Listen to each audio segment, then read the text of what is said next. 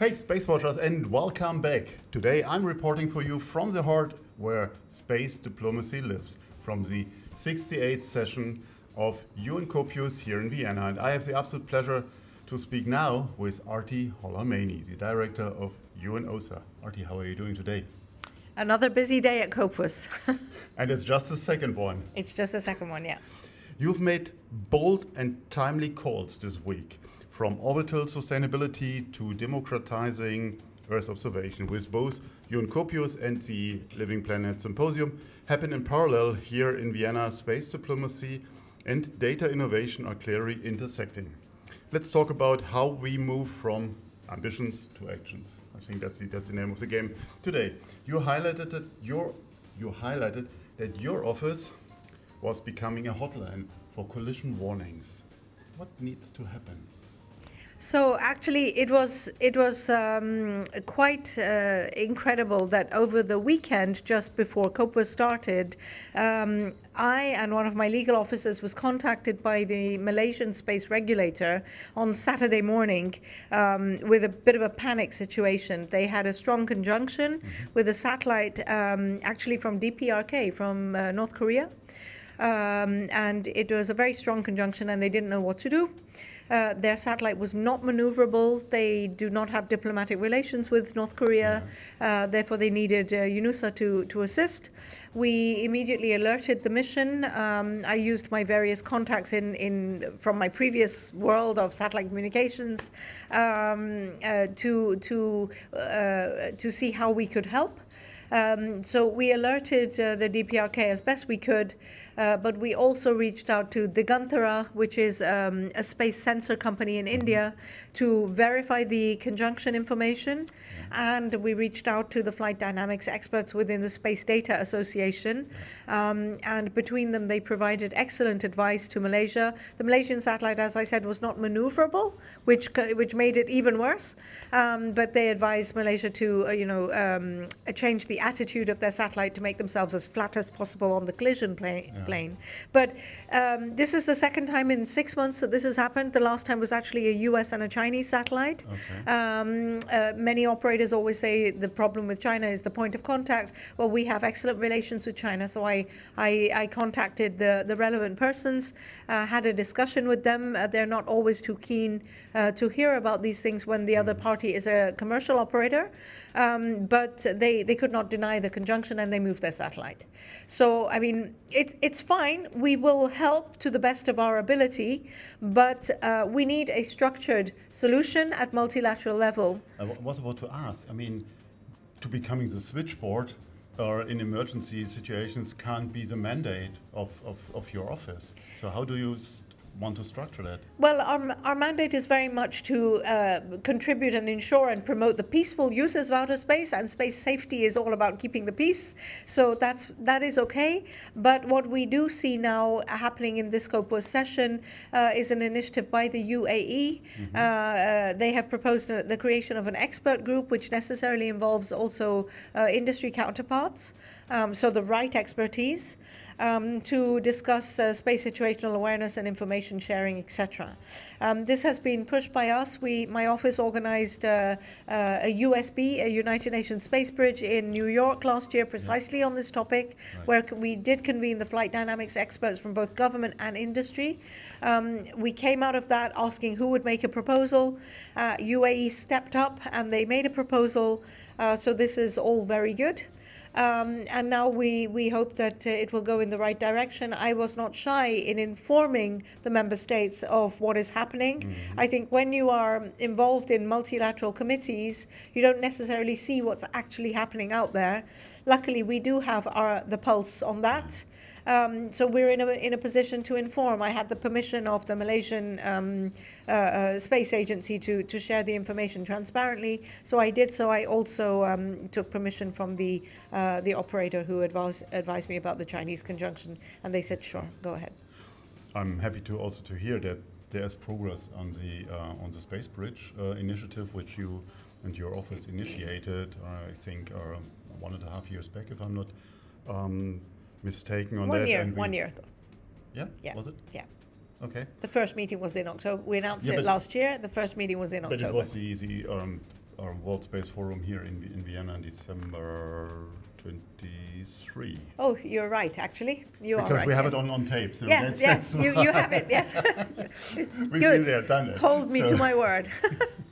Absolutely, no, but I'm happy to see this progress, and that's what I want to state. Yeah. So, moving forward, you warned at a side event here to COPUOS that space orbits are not healing themselves.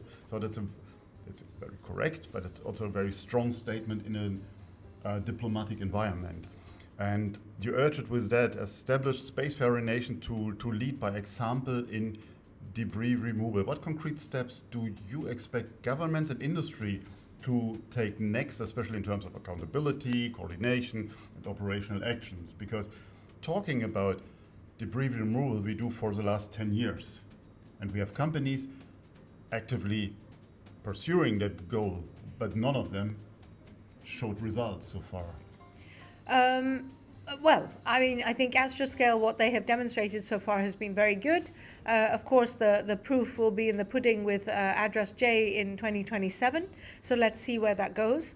But I think, look, when I said the orbits don't heal themselves, that simply means that we're not going to be able to scale these technology solutions knowing that they are dual use or perceived as dual use, and that comes with a whole baggage of diplomatic discussions being required. But we know that we're not going to be able to clean up as fast as we're polluting. During COVID, we saw how our planet was healing. Because of a stop in industrial activity. We're not stopping launches into space. That's not happening. So we don't have the same parallels, unfortunately. But I do think that there's a lot of conversation, there's a lot of momentum. A lot of momentum suggests that something's going to happen. Yeah, but what's happening?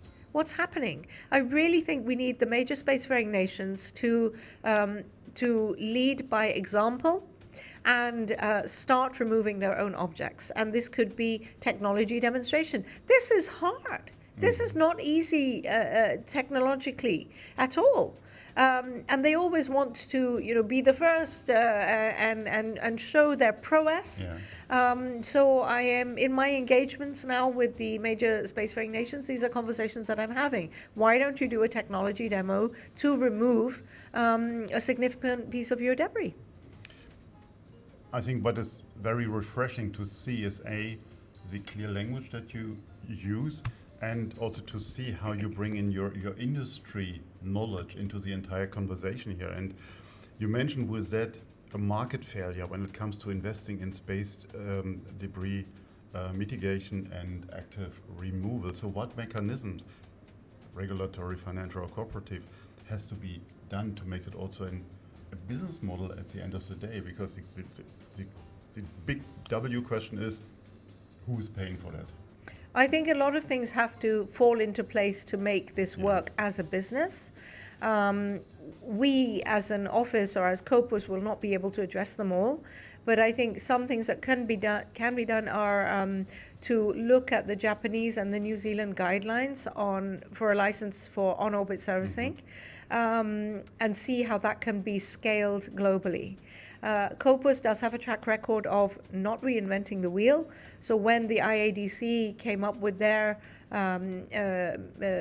debris mitigation guidelines, COPUOS looked at them and assessed them and modified them a bit, and put into place by consensus the space debris mitigation guidelines.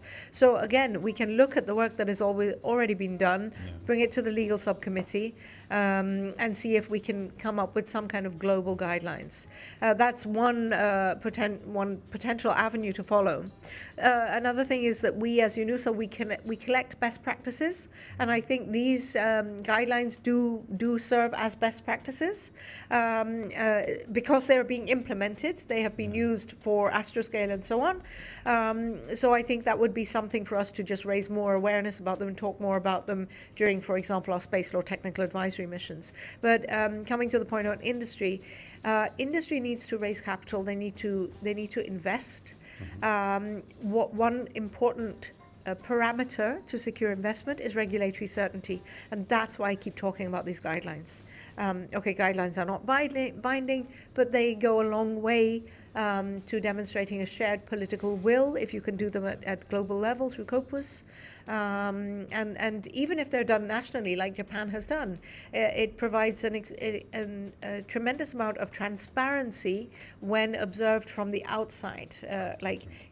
How have you authorized this? Well, we've done it following these procedures and these guidelines, which we've assessed and thought through and published.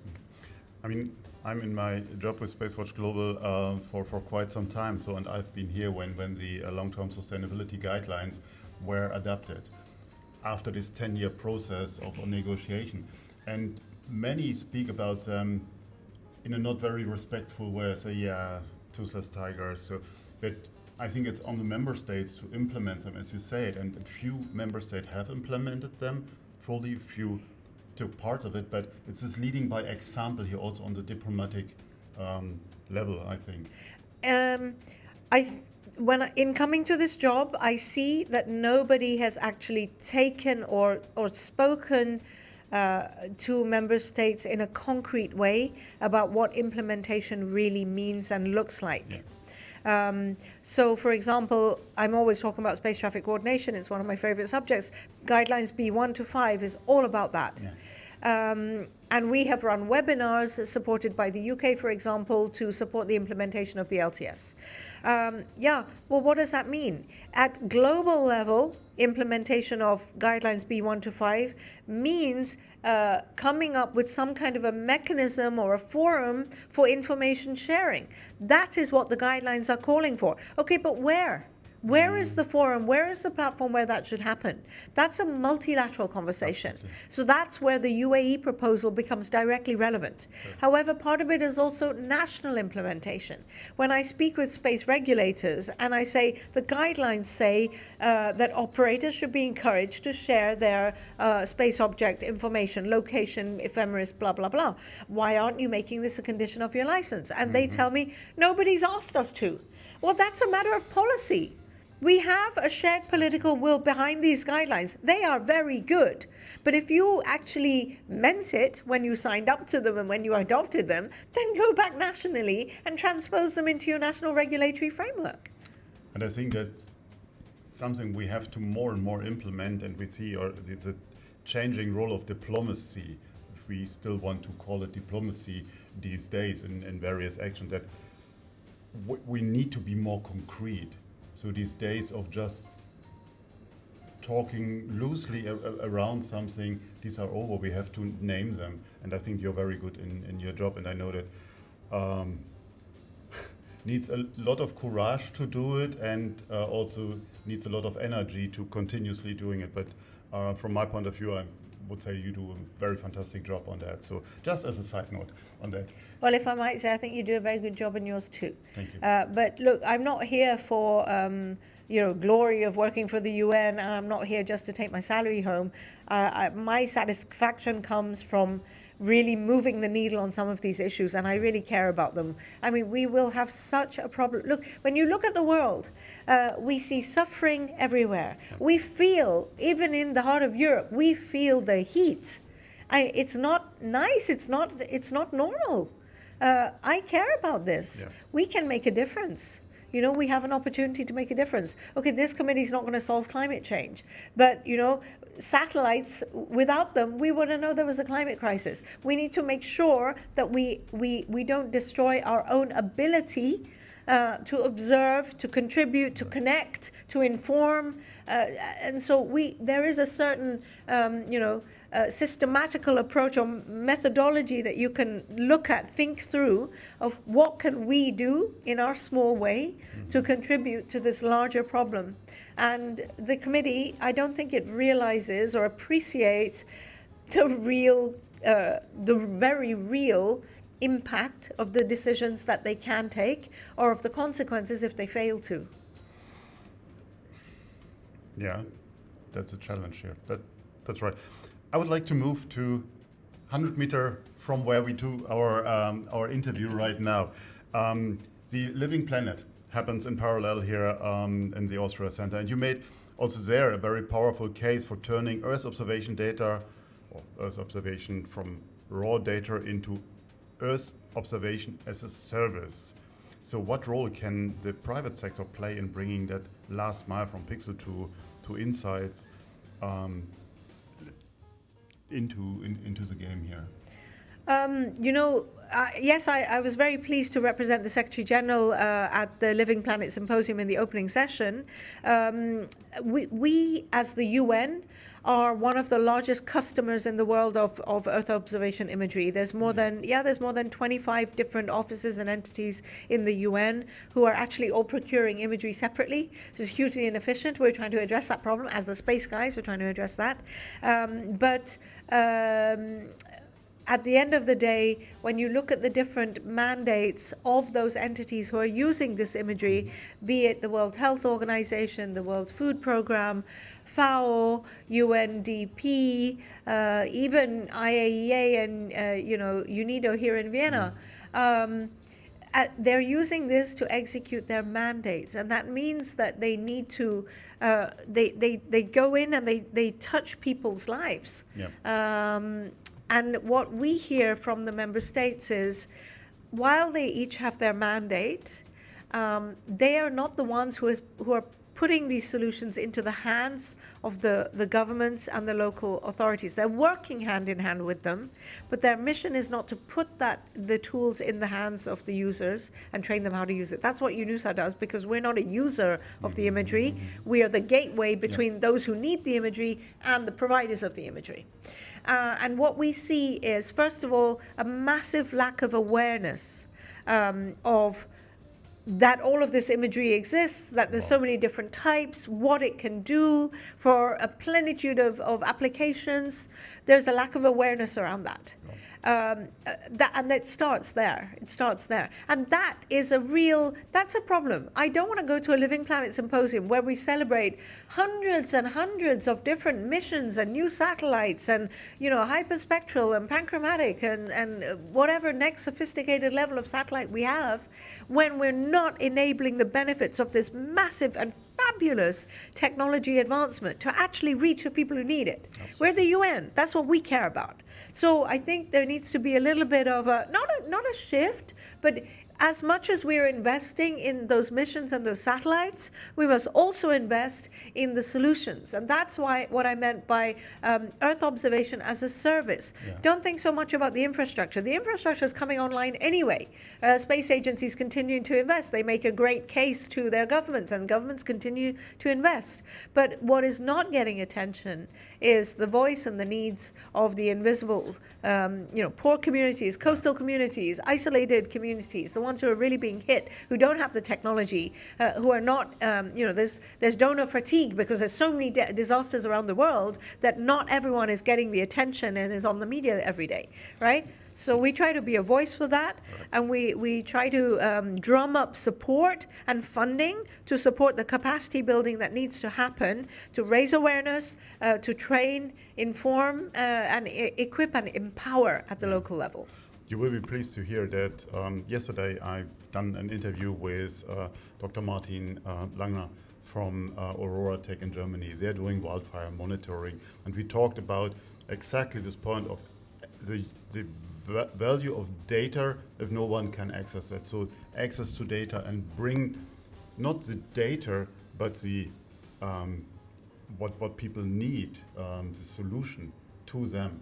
On their mobile phone, and we had, I think this morning, a very fantastic side event with the Singaporean government to show what they do with the SAR finder, and that was fascinating.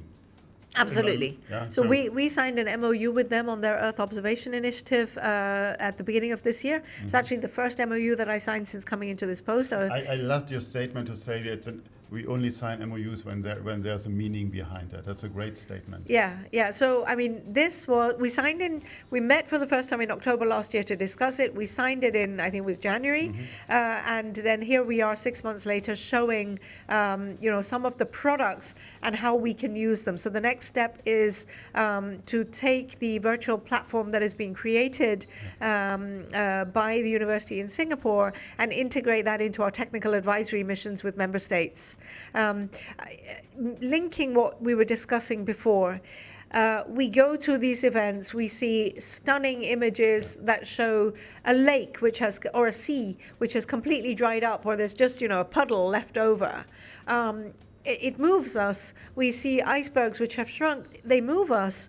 You even, sometimes the examples are, look, this is the coast of XYZ island, and it moves us.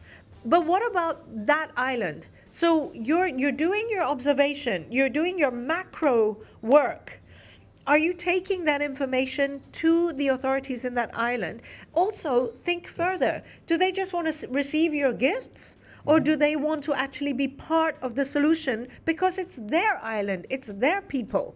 It's, so it's not charity, it's not just going in and here we've got some imagery for you. Don't just give them raw pixels, They need the apps. Yeah. They need to be empowered. And have a seat on the table. Yeah. And that's an important thing. And what I'm sensing with all these great images you talked, and biomass, the first release of biomass images were for me a good example, which were stunning art collections and also sold in mass media like that. I say that's wrong. We are pivoting in the wrong way with Earth observation data. Yeah. It is fine that artists use them for their stuff, but there's a meaning behind, there's a value behind. We shouldn't send billion-dollar infrastructure into space for doing just something nice. No, there's a value behind and there's a purpose. Yeah, I mean, it bothers me that we celebrate technological achievements and the next best resolution or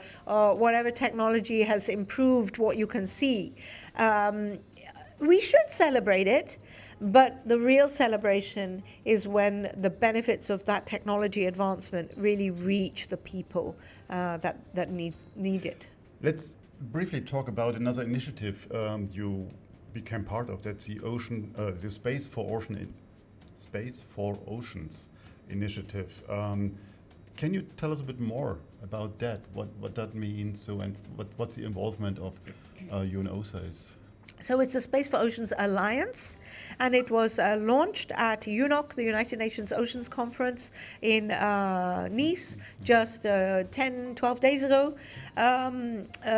We were proud to be a founding member of the Alliance. Mm-hmm. It was an initiative which was born of CNES, the French space agency, supported very closely by Monaco, the Monaco Space Office, and UNOOSA, the Norwegian Space Agency. They wanted to do something for the oceans. I think every actor has its own motivations. Norway cares very much about environmental crime, ocean crime. They have a Blue Justice program. CNES is, France was one of the chairs of UNOC alongside Costa Rica. So as well as caring about the technology, they're launching an I can never say that word, oceanographic mission soon. Yeah, I have to really think about it. So they wanted to put their mission, link it to a real world objective, and combining that with the fact that they're a chair of UNOC, that was a great incentive. So a lot of people come with their different agendas and motivations, and if we can find a way to make those align, then that's great. Member states talk to us about various different problems. One of those problems is sea level rise.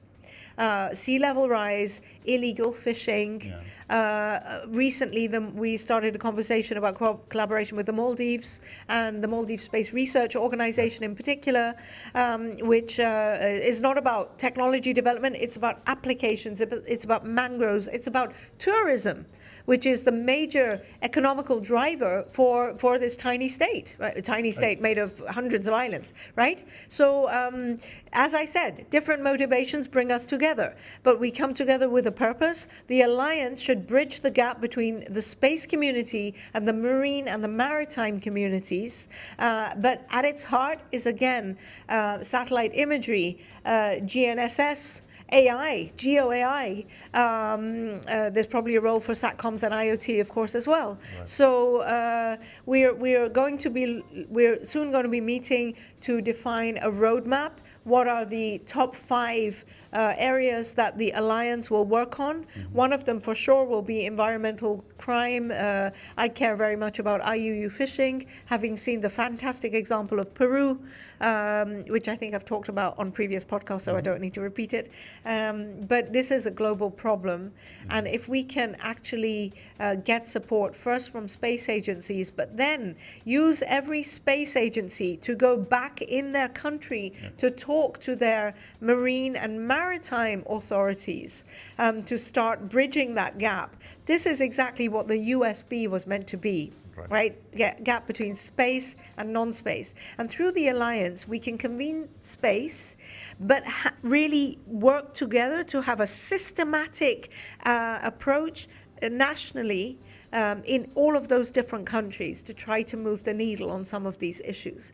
So I think it was a bit innovative, a bit different. From UNOOSA's point of view, if you just let me finish, we put together a proposal for Space4Oceans project, which on the one hand should support us as the secretariat to the Alliance, which we hope to be from June next year. Kness is going to be the secretary for now. But we, at our heart is capacity building, right? So what we want to do to support the Alliance as our contribution is do capacity building specifically around the space technology and solutions for some of the coastal challenges. Was very happy to hear about the Maldivian research organization, and another great example of our vast archive that we have, because we interviewed Manish when this idea came up in an ISU SSP many years ago, and seeing this progress, it's something what makes us proud, and it's so much needed, and it gives a good purpose. So that's great to see. Aarti, we're doing this interview for a long time now here. Needed much more time, or used more of your very valuable time here, as you say, in your very packed agenda. Thank you very much for your work. Thank you very much for your time here, and good luck for the next almost 10 days for the remaining COPUOS session. It's always a pleasure, Torsten. Thank you for doing your work. You help us inform the broader community about what's happening here. And Vienna is it's a very beautiful place, and people come here for tourism, but they don't realize that half the world comes here for space. So thanks for shining a spotlight on us. And you always can call us brothers in arms or so. So we are with you on this mission. Thank you. Thank you. With that, Space Watch out.